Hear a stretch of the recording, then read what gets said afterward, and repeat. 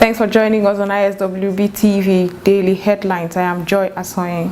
President Muhammadu Buhari has ordered the immediate removal of officers and men of the Nigerian Army and replaced them with officials of the Department of State Services as his bodyguards. Acting President Professor Yemi Osibanjo has held a meeting with heads of security and anti-corruption agencies. The meeting is connected with the resolve of the federal government to strengthen the fight against corruption. Senate President Bukola Saraki and Speaker House of Representatives Yakubu Dogara has confirmed on their Twitter handle that they had a conversation with the president and he is apparently in good spirits. Meanwhile, photos have emerged of President Muhammadu Buhari with the national leader of the All Progressive Congress APC, Chief Bola Tinubu, and former APC chairman, Chief Bisi Akande. Nigeria has been integrated into the Economic Community of West African States, ECOWAS, and European Union's Small Arms Project. Speaking at a program to formally integrate Nigeria, Minister of State for Foreign Affairs, Ajia Aisha Ababukar, commended ECOWAS and EU as she restated Nigeria's commitment towards security and development of international communities. President of the Nigerian Labour Congress, Comrade Ayuba Waba, during a protest rally, have asked the federal government to name and shame those found to have stolen public funds. The People's Democratic Party has reached a working agreement with other political parties ahead of 2019 general elections and to jointly challenge poor governance of the All Progressive Congress. Nigeria's largest carrier, Arik Air, which accounts for 55% of domestic passenger tariff, has been taken over by the Asset Management Corporation of Nigeria, AMCON. A statement by AMCON was that the decision was made to save the distressed airlines as it was too important to fail. South Africa's annual State of the Nation address was marred by disruptions from the Radical Economic Freedom Fighters Party. More than twice, the president, Jacob Zuma, had gotten to his feet but was shouted down. Eventually, security guards took control as the president began his speech on South Africa's economic and racial apartheid. An American federal appeal court has rejected President Donald Trump's attempt to reinstate the travel ban.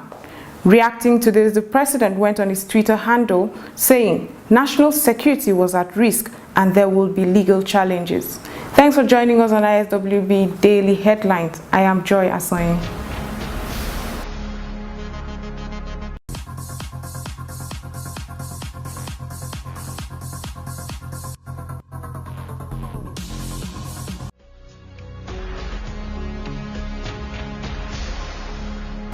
Hello and welcome to Iswb Market Updates. I am Phoebe Tukur.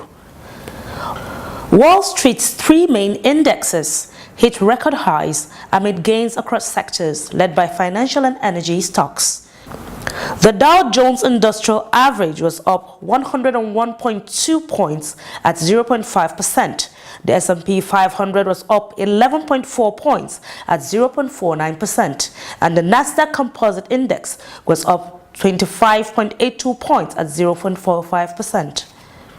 A report from the U.S. Labor Department showed the number of Americans filing for unemployment benefits fell to a near 43-year low of 234,000 last week, pointing to a tighter labor market conditions. European share ended at their highest level in 2 weeks, with some major companies such as France's second biggest listed bank, Societe Generale, and oil major Total advancing after their results. Shares in Societe Generale rose 2.3% after the French bank reported better than anticipated net income in the final 3 months of last year. France's Total gained 1.3% after the company also reported better than expected fourth quarter net profits. Across Europe, DAX rose 0.9%, FTSE 100 up at 0.35%, and France's CAC 40 index was up 0.25%. Japan's Nikkei share average soared up to a 2-week high following Wall Street lead after U.S. President Donald Trump said he will make a major tax announcement in a few weeks. The Nikkei gained 2.5% to 19,378.93, its highest closing level since January 27, 2017. For the week, the index added 2.4%, the biggest weekly gain since early December.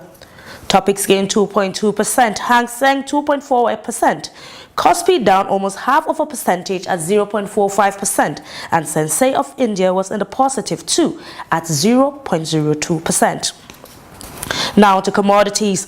Oil prices rose more than 1% after the International Energy Agency reported initial compliance by OPEC members implementing last year's landmark deal to curb output in an effort to prop up global oil prices.